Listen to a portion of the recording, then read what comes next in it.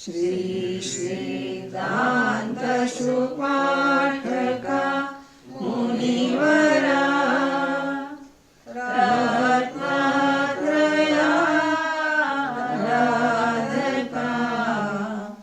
पंचैक्रे परमेष्टिनं प्रतिदिनं कुर्वन्तु मंगलम कुर्वन्तु मंगलम। સ્વાધ્યાયમાં શ્રી ભગવતી આરાધના સતશાસ્ત્રના આધારે 12 ભાવનાઓનો વિચાર ચાલી રહ્યો છે। એમાં અસણ ભાવનાની ભાવ ચાલે છે। એમાં હવે આગળ ફરમાવે છે કે ભલે પાતાળમાં પેસી જાઓ તો પણ જીવ પોતાએ બાંધેલા સ્વકર્મના ઉદયથી છૂટી શકતો નથી। ગિરી ગુફામાં, જંગલમાં, સમુદ્રમાં, જમીનમાં, પહાડમાં કે લોકના છેડે જગતના કોઈ પણ અતિ દુર્ગમ સ્થાનમાં જઈને સંતાય તો પણ ઉદયગત કર્મથી તે છૂટી શકતો નથી।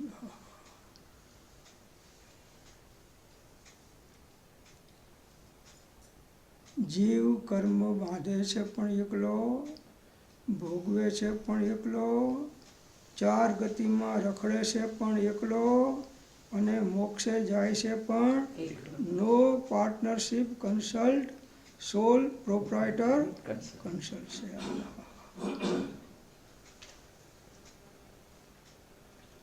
પાતાળમાં પેસી જાઓ તો પણ જીવ જે પોતે કર્મ બાંધ્યા છે એના ઉદયથી છૂટી શકતો નથી। ત્યાં 14 રાજલોકમાં ગમે ત્યાં જાય, તમે જશો ટ્રેનમાં તો કર્મ આવશે પ્લેનમાં, અને તમે જશો પ્લેનમાં તો કર્મ આવશે રોકેટમાં।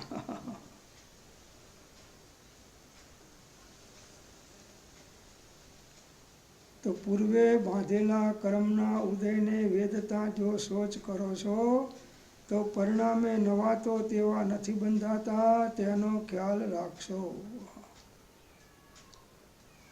જીવ આવેશમાં આવે છે ત્યારે બેફામ વર્તી જાય છે, કોઈનું સાંભળતો નથી, કોઈનું માનતો નથી, કોઈ વારે તો વળતો નથી। આપણે કંઈક રહેવા દો, આનો ફળ ભોગવવો પડશે, કે ભલે 7મી નરકમાં જઈશ પણ આને નહીં છોડું, કે તીવ્ર કસાય જીવને અધોગતિમાં ફેંકી દે છે।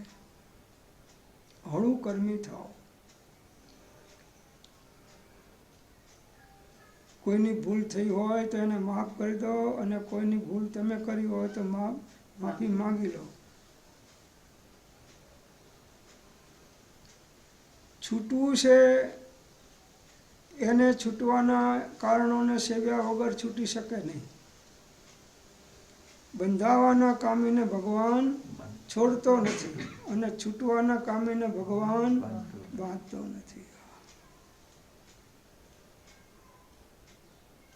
તો જે કારણ બંધના તેહ બંધનો પંથ, તે કારણ છેદક દશા મોક્ષ પંથ ભવ અંત। બંધના કારણોમાં વર્તો અને એને સંવર નિજરા થઈ જાય એમ બનવાનું નથી। પશ્ચિમ દિશામાં ચાલે અને પૂર્વ દિશાનું કામ આવી જાય એમ બનવાનું નથી।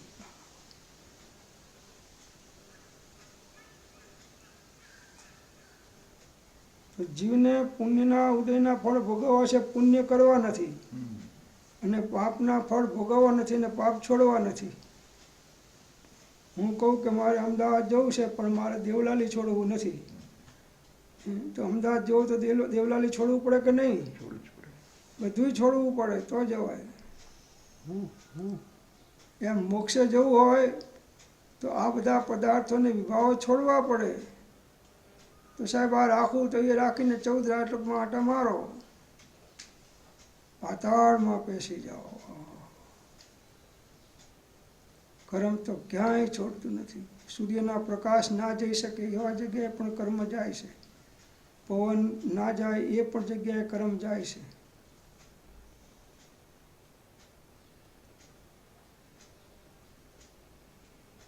સમયે સમયે જીવ કર્મ બાંધી રહ્યો છે. અજાગૃતિના કારણે, ઉપયોગ બહિર્મુખ હોવાના કારણે જેવા જેવા ભાવ કરે છે તેવા તેવા કર્મ સમયે સમયે બાંધે છે. જેમ હું અહીં બોલું છું એવું ટેપ થાય છે, અને જેવું ટેપ થયું એવું જ વાગવાનું.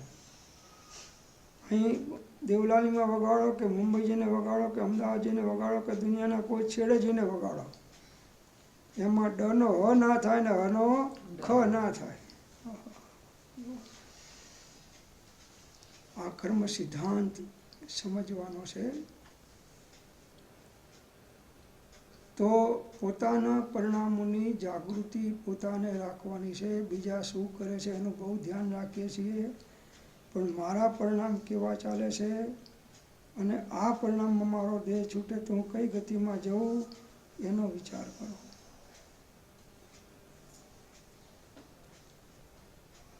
પરિણામોની વિશુદ્ધિ વધારવી એ જ સાધના છે. સમયે સમયે, કેમ કે પરિણામે બંધ છે અને પરિણામે મોક્ષ છે. બંધ પણ પરિણામથી છે અને મોક્ષ પણ પરિણામથી છે. અંદરમાં અહંકાર રાખીએ, કપટ કરીએ, અંદરમાં છુપાઈને ના હોય એ વસ્તુ કહીએ, માનીએ કે મનાવીએ, આ બધા મહાદોષો છે.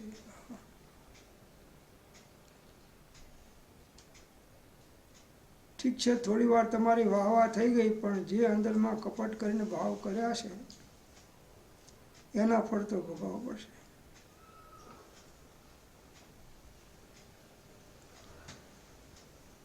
મલ્લીનાથ ભગવાને કપટ કર્યું તો સ્ત્રીઓનીમાં જવું પડ્યું, એમ કહે છે શાસ્ત્રોમાં. એ ભાવમાં નહીં, એ ભાવમાં તો પુરુષ હતા, પણ આગળના ભાવમાં કોઈ સ્ત્રીનો મોક્ષ થાય નહીં, એટલે એ ભાવમાં તો મોક્ષ ગયા છે, એટલે એ ભાવમાં નહીં પણ પૂર્વના ભાવમાં.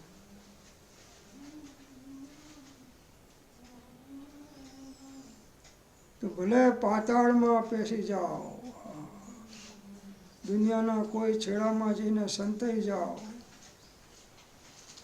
ગમે ત્યાં જાઓ,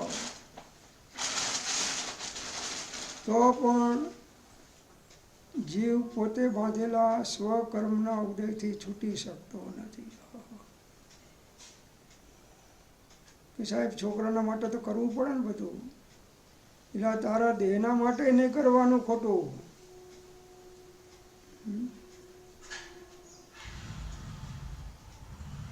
સાહેબ અમારા વાઈફ છે ને હવે તો મારી અર્ધાંગના કહેવાય.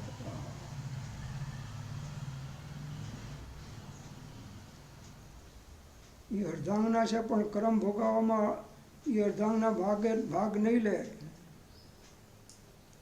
જેવું બાંધ્યું હશે એવું ભોગવવું પડશે. હા, એટલે કોઈના દેહના નિમિત્તે નહીં, કુટુંબના નિમિત્તે નહીં, સગાવાલાના નિમિત્તે નહીં, કે દુનિયાના કોઈ જીવ કે પદાર્થ માટે પણ કર્મ ખોટા ના બંધાય તેનું ધ્યાન રાખવાનું છે. પૂર્વે બાંધેલા કર્મના ઉદયને વેદતા જો સોચ કરો છો તો પરિણામે નવા તો તેવા નથી બંધાતા, તેનો ખ્યાલ રાખશો.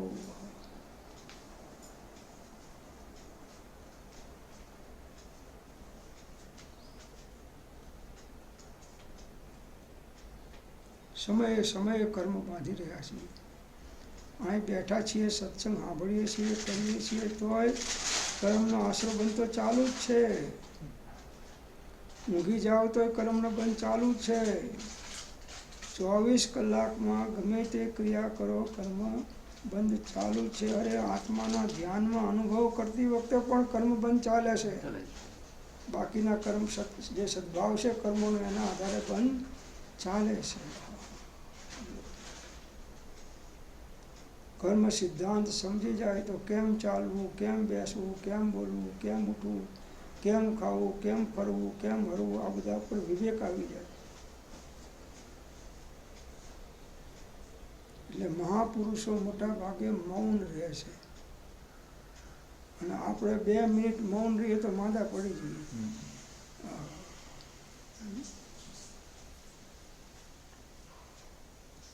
મૌન એ આત્માની વાણી છે.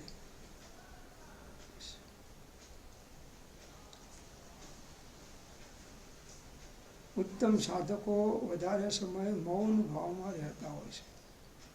મૌન ભાવમાં પણ અંદરમાં સંકલ્પ વિકલ્પ નહીં, કોઈને કોઈ જ્ઞાનીઓના વચનો સૂતનું અવલંબન લઈને ઉપયોગને અંદરમાં રમાડતા હોય છે. અને જ્યારે બળ વધે ત્યારે ઉપયોગ સ્વરૂપમાં સ્થિર કરી દે છે. બસ બળ ઘટે તો જ્ઞાનીઓનું વચનોનું, શાસ્ત્રોનું કે સત્સાધનોનું અવલંબન, અને બળ વધે તો સ્વરૂપની અંદરમાં ઉપયોગની સ્થિરતા. સ્વરૂપ લક્ષે જીના આજ્ઞા અધીન જો, તે પણ ક્ષણ ક્ષણ ઘટતી જાતી સ્થિતિમાં અંતે થાય નિશ્ચિત. આપણને બોલવાની બહુ ટેવ પડી ગઈ છે. ફોન 1-1 કલાક ચાલે અને મૂળ વાત તો પાછી રહી જ જાય. જે કરવાની જેના માટે ફોન કર્યો હોય એ તો રહી જાય ને આડાવડા ગપ્પા ચાલુ થઈ જાય. અને સાંભળનારા કોઈ ના મળે તો વાંધો પડી જાય પાછો. પાછું સાંભળનારા, સંભળાવનાર તો પોતે છે, પણ સાંભળનારા ના હોય તો કોને કે.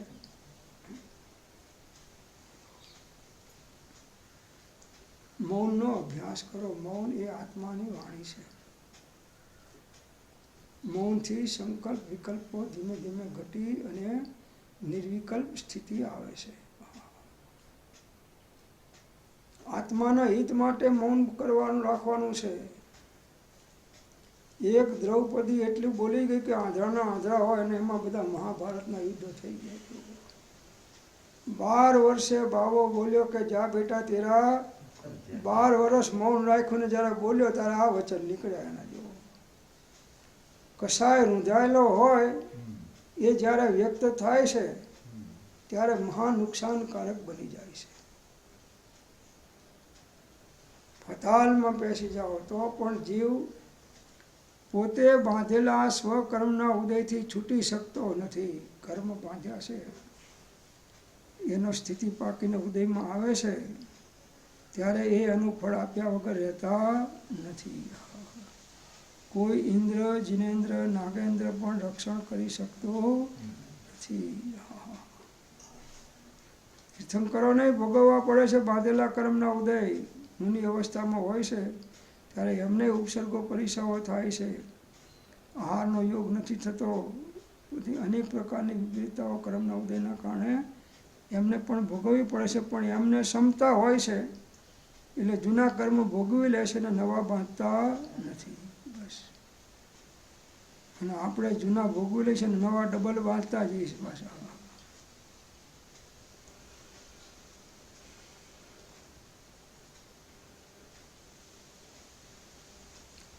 ગીરી ગુફામાં, જંગલમાં, સમુદ્રમાં, જમીનમાં, પહાડમાં કે લોકના છેડે જગતના કોઈ પણ અતિ દુર્ગમ સ્થાનમાં જઈને સંતાય તો પણ ઉદયગત કર્મથી તે છૂટી શકતો નથી. ગીરી ગુફામાં ઘૂસી જાય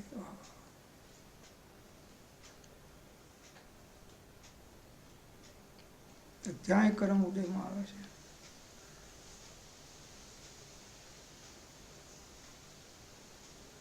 જંગલમાં જાય, ગમે ત્યાં જાઓ, આત્માની અંદરમાં જે કર્મો બંધાયેલા છે એની સ્થિતિ પાકે એ ગમે ત્યાં જાઓ તો એ એના ઉદયમાં એના ફળ આપે છે. બસ. બહારમાં તો જે બધા નિમિત્ત થાય છે, કોઈએ તમને લાકડી મારી એ તો નિમિત્ત થયો છે. હકીકતમાં તો તમારે લાકડી ખાવાનો ઉદય હતો એટલે કોઈ નિમિત્ત મળે.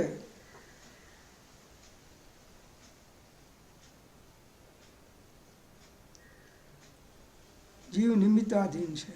જેવા જેવા નિમિત્તોને વચમાં રહેશે એને અનુરૂપ એના ભાવ થઈ જાય છે અજ્ઞાની જીવના. તો ગીરી ગુફામાં જાઓ, જંગલમાં જાઓ કે સાહેબ જંગલમાં જઈને ધ્યાન ધરો અને ત્યાં કીડી મકોડા આવે એટલે આના કરતાં તો ઘરના પલંગમાં બેસતો તો સારું હતું. એસી ચાલુ કરીને ધ્યાન કરતો હતો, સારું હતું.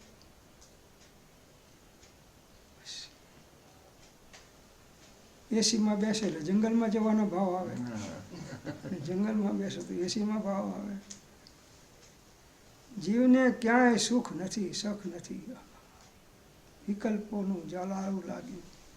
હાલ્યા મનુભાઈ હાલ્યા રે, સંકલ્પોનું લારું લાગ્યું.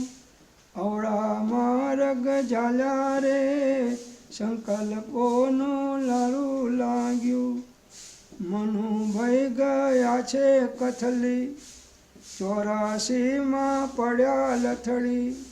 વૈરાગીને બહુ વાગ્યું રે, સંકલ્પોનું લારું લાગ્યું. એક પછી એક વિકલ્પો ચાલે સમુદ્રના તરંગોની જેમ. બસ એક નાનું મોજું ગયું પાછું મોટું મોજું પાછળથી આવે એટલે ચારે બાજુ પાણીથી દરિયો રેલમ છેલ થઈ જાય. એવી સ્થિતિ અજ્ઞાની જીવોની છે. વીરીમાં જાઓ, ગુફામાં જાઓ, જંગલમાં જાઓ, સમુદ્રમાં જાઓ, સમુદ્રના તળિયામાં ઉતરી જાઓ. સમુદ્રમાં જીવો તો રહેશે કે નહીં, માછલાઓને વગેરે, એમને કર્મ બંધાય છે કે નહીં? ત્યાંય કર્મ ભોગવવા પડે છે ને ત્યાંય નવા જીવ કર્મ બાંધતો જાય છે. 14 રાજલોકમાં એક પ્રદેશ એવો નથી કે જે પ્રદેશમાં આ જીવ અનંતવાર જન્મ્યો નથી કે મર્યો નથી. આટલું પરિભ્રમણ અનાધિકારથી આપણે કર્યું છે.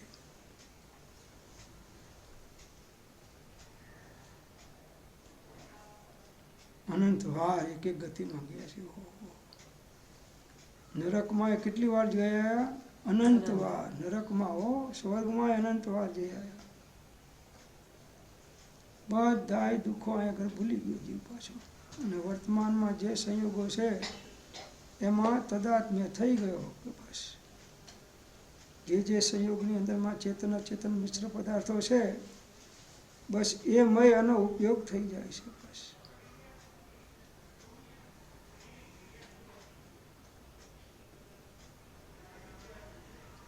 અને અહીંથી દેહ છૂટી જાય અને બાજુના ઘરમાં જ ઉત્પન્ન થાય તો કહેવાય આ ઘર મારું ના, પેલું સામુવાળું ઘર મારું નહીં.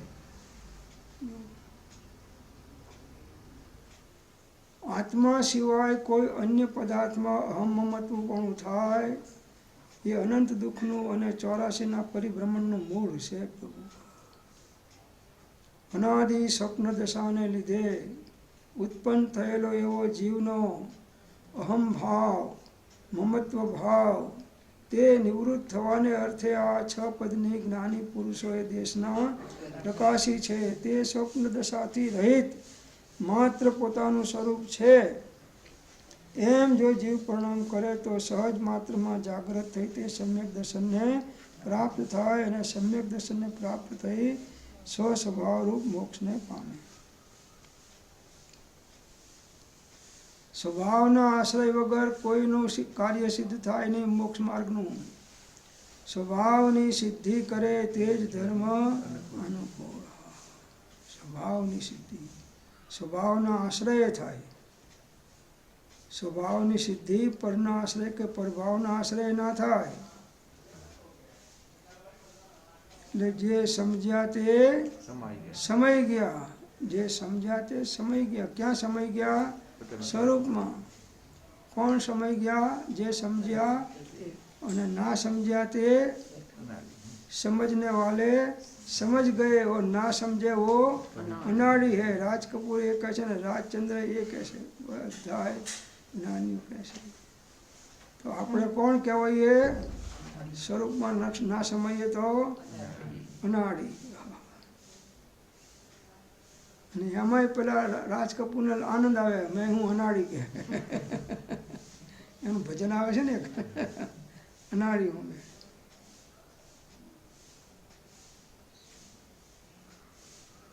તો ગીરી ગુફામાં, જંગલમાં જાઓ, સમુદ્રમાં જાઓ, જમીનની અંદરમાં ઉતરી જાઓ, દટાઈ જાઓ, પહાડમાં ચડી જાઓ કે લોકના છેડે જતા રહો, જગતના કોઈ પણ અતિ દુર્ગમ સ્થાનમાં જઈને સંતાય તો પણ ઉદયગત કર્મથી તે છૂટી શકતો નથી.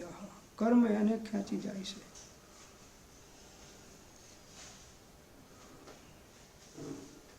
એક મોટું ગામ હતું, તો ત્યાંથી રોજ 2, 5, 10 માણસો મરે ગામમાં મોટું એટલે. તે બધાને યમરાજા આવીને લઈ જાય. હવે ગામથી સ્મશાન બહાર છેટું, એટલે રસ્તાની અંદરમાં મોટા વૃક્ષો આવે વડના ને એવા, તો એના ઉપર 2 પોપટ બેસે. તો પોપટ રોજ ગણે કે આજ 2 ગયા, આજ 3 ગયા, આજ 5 ગયા, ગણે રોજ. પછી એક દિવસ જતા હતા લઈને એને પોપટ સામે જોયું પેલા યમરાજાએ, ને પોપટને થયું કે આપણો નંબર કોઈ દાડો જોતા નથી ને આજ જોઈને પાછા હસ્યા. યમરાજા એને જોઈને હસ્યા, એટલે કે આપણો નંબર લાગી ગયો છે. હવે પોપટ તો સૌથી વધારે ભય લોકોને શેનો હોય છે? મરણનો. તો ખાવા પીવાનું છોડી દીધો, અઠમ થઈ ગયો, પાણીએ પીધું નહીં, 24 અઠમ કર્યો. તો એનો મિત્ર ગરુડ હતો, ગરુડ વિષ્ણુ ભગવાનનું વાહન. તો જ્યારે જ્યારે ઉપરથી સ્વર્ગમાંથી અહીં આવે ત્યારે પહેલાં પોપટને મળીને પછી જાય. તો 3 દિવસ પછી આવે તો પોપટને આવો સુકાઈ ગયેલો જોયો, એટલે જોયું કે શું થયું પોપટ, આ કેમ સુકાઈ ગયું, તને શું થયું છે? તો કે કહેવાની વાત નથી. કે શું છે પણ વાત તો કર, હું તારો ફાસ્ટ ફ્રેન્ડ છું. તો કે આ 3 દિવસ પહેલાં યમરાજા અહીંથી નીકળ્યા અને મારા સામે જોઈને હસ્યા, એટલે મને થયું કે ચોક્કસ હવે મારો નંબર લાગી ગયો છે. હવે મરવાનું તો બધાને છે, હું મરી જાઉં મને વાંધો નથી, પણ હું ક્યારે અને ક્યાં અને કયા સમયે મરું આટલી મને ખબર પડી જાય તો મારું સમાધિ મરણ કરી શકું, બસ આટલું મારે જાણવું હતું. પણ હવે કોણ લાવે સમાચાર? તો કહો એમાં શું ચિંતા કરે છે, આ તો મારા જમણા હાથનો ખેલ છે. કે અમારી બાજુમાં ચિત્રગુપ્તનો ચોપડો પડ્યો રહેશે, બાજુમાં જ. એમાં બધાને લખેલું હોય છે કે આને કઈ તારીખે ક્યાંથી કેવી રીતે લેવો, બધું લખેલું હોય છે. તો એ તો કે હું જાતે જઈને વાંચી કહી દઉં તને, એમાં ક્યાં ખબર છે? પણ કે તમે એટલે જાઓ ને આવો એટલા વચમાં મને લઈ જાય તો શું થાય? અને મોતની બીક તો વધારે હોય ને દરેકને. તો કે હું તને એવી જગ્યાએ લઈ જાઉં કે એને આવતા વાર લાગે અને મારું અંતર નજીક થઈ જાય જવાનું. એટલે 7 સમુદ્ર વટાડી અને ઊંચામાં ઊંચા પર્વતના ટોચના તાડના ઝાડ ઉપર એને બેસાડ્યા 2 જણા. કે જો હવે અહીં એને તને શોધતા આવીને વાર લાગશે અને હું જઈને જોઈને તરત આવતો રહીશ અને તને કહી દઈશ. તો એ જાય છે અને પેલા યમરાજ આવીને આ બેને લઈ જાય છે પોપટને પોપટીને. તો રસ્તામાં મળે છે કે બે શું કે આને કેમ લઈ ગયા? તો કે પતી ગયો હવે એનું. તો કે તમે એના સામે જો ને હસ્યા તો એનું કારણ શું હતું? તો કે કારણ એ હતું કે આને મારે 2 દિવસ પછી આ જગ્યાએ જવાનું છે, આ 2 દિવસમાં ઉડીને જશે કેવી રીતે ત્યાં આગળ? આ દેવલાલી આવશે ક્યારે? અને દેવલાલીમાંથી લેવાનો છે ને હજી આ તો મુંબઈમાં ફર્યા કરે છે. કરમ છે પ્રભુ.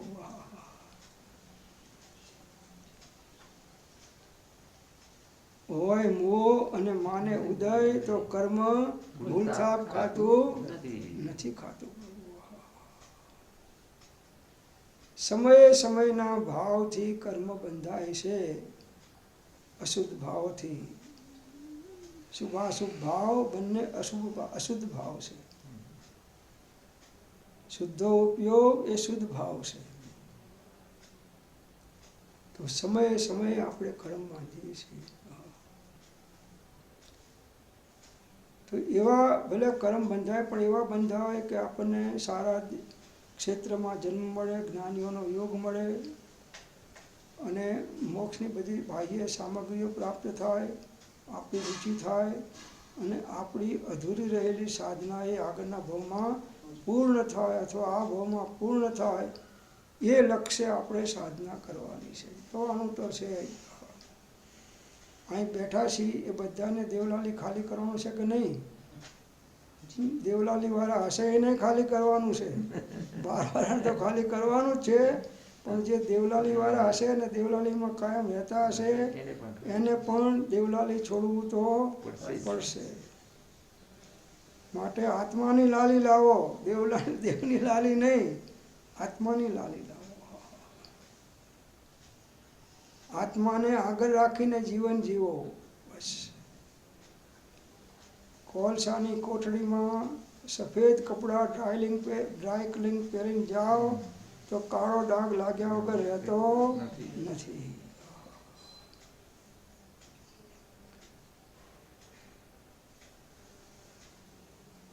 તો જગતના કોઈ પણ અતિ દુર્ગમ સ્થાનમાં જઈને સંતાય. ગમે ત્યાં સંતાઈ જાઓ. જ્યાં ના પહોંચે રવિ ત્યાં પહોંચે કવિ, અને જ્યાં ના પહોંચે કવિ ત્યાં પહોંચે અનુભવી. ગમે ત્યાં સંતાઈ જાઓ પ્રભુ. બાંધતી વખતે જાગૃતિ રાખે એ બચી જાય છે. ઘાણી પીલાતી હોય છે ને, પેલી ધાણીવાળી ધાણી દાળિયા શેકાતા હોય ને ચણાસિંગને, તો એ બધા એના ચણાના દાળિયા થઈ જાય. ધાણી જાર નાખે તો ધાણી થઈ જાય, જારની ધાણી થઈ જાય. એમાં કોક દાણો ઉડીને તડ કરતો ઉડી જાય એટલો બચી જાય, બાકી બધાની ધાણી. એમાં કોક જીવ શુદ્ધો ઉપયોગ દ્વારા ઉડીને બહાર નીકળી જાય તો બચી જાય, બાકી બધાય જીવોની 84 લાખ યોનિના જીવોની ધાણી થઈ જાય છે.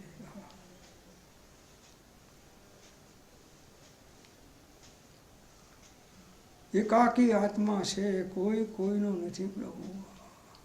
ત્રણેય કાળમાં એકાકી છે, દરેક દ્રવ્ય એકાકી છે. કોઈ દ્રવ્યને જગતના બીજા કોઈ દ્રવ્ય સાથે કંઈ લાગતું ઓળખતું લેવા દેવા નથી. બસ આવી અસંગતા અસંગ ભાવના ઉત્પન્ન કરવાની છે, અને અસંગ ભાવમાં રહેતા શીખવાનું છે. અસંગ થાઓ, અસંગ થાઓ, અસંગ થાઓ.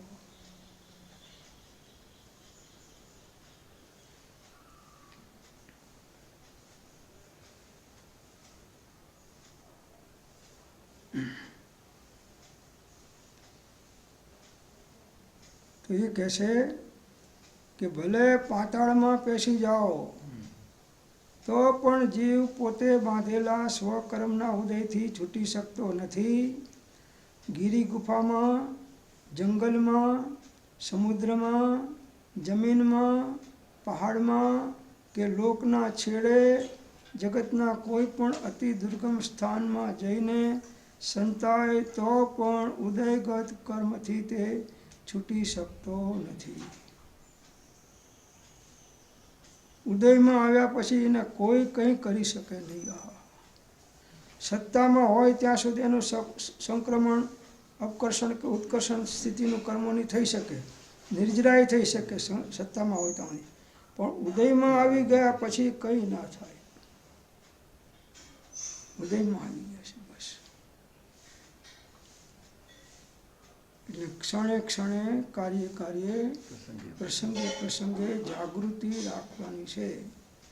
જો જાગત હૈ સો પાવત હૈ, અને જો સોવત હૈ સો ખોવત હૈ. ખોવત હૈ વો ધોવત હૈ, અને ધોવત હૈ વો રોવત હૈ. અને અધોગતિના બીજ બોવત હૈ.